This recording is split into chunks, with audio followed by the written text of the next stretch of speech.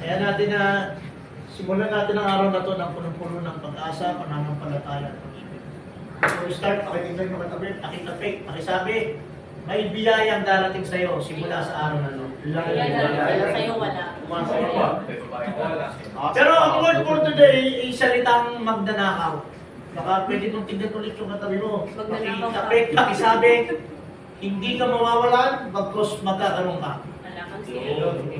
Ang sabi sa John 10:10, naparito ang magnanakaw para magnakaw, umatay, at manira.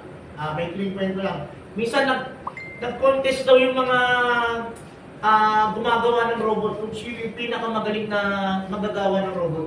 Ang unang naglabas yung Japan. Nilabas nila yung 10 robot doon sa Okinawa, Japan. Then after 1 hour, bumalik itong 10 robot, may nahuling 50 magnanakaw. Ganun kagaling yung robot ng Japan. Sumala naman doon yung Amerika naman.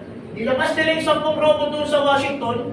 Then after 30 minutes, bumalik, may nahuling 100 magnanakaw. Pero ito kagandahan, hindi nagpatalo ang Pilipinas. Inilabas ng Pilipinas yung 10 robot dyan sa Maynila. Then after 15 minutes, ninakaw yung 10 robot. Ito yung paalala sa atin sa araw na to. Baka yung nagbabantay, baka yung nagpo-protection, baka siya na yung nagnanakaw. Pero kagandahan dito, hindi pa huli ang lahat. May pagkakataon pa tayong itama kung ano man yung pagkakamali natin. At laging paalalahanan, nakatayo tayo, we serve and we protect. Ito yung pamantayan natin. Kaya tatayo tayo, titindig tayo na tayo dapat ang napoproteksyon. Pangalawa, checkin natin, baka tayo naman yung nawawalan. Nasaan si Mrs.?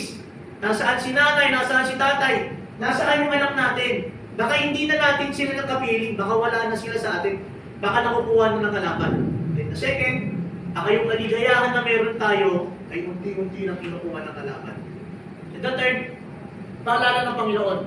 Bagamat naririyan ng magnanakaw, naririyan ng demonyo, pero tanda natin, ang dulot ng Panginoon ay isang buhay na walang hanggan. Kaya, pangawakan natin ang pangako niya na siya yung sasama sa ating kahapon, siya yung sasama sa ating ngayon, at sasamahan pa rin tayo bukas. Let us pray.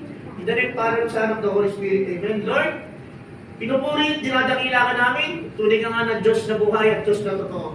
Panginoon, patawarin po kami sa mga panahon na kami nagkulang. Kami hindi gumawa ng tama, nagalit, nasaktan, at gumante. Sa araw po na ito, nais namin ibalik yung kaligayahan na meron kami. Proteksyonan mo po ang aming pamilya, proteksyonan po kami, gabihan po kami, at higit sa lahat, gawin mo kami isang mabuting pulis na nakatayo sa katotohanan at higit sa lahat, nakatayo sa pag-ibig, pananampalataya at pag-asa. We ask this in the mighty name of Jesus, who lives and reigns forever. Lahat tayo magsabi ng Amen. Father, Son, the Holy Spirit. Amen. Dati sa lahat.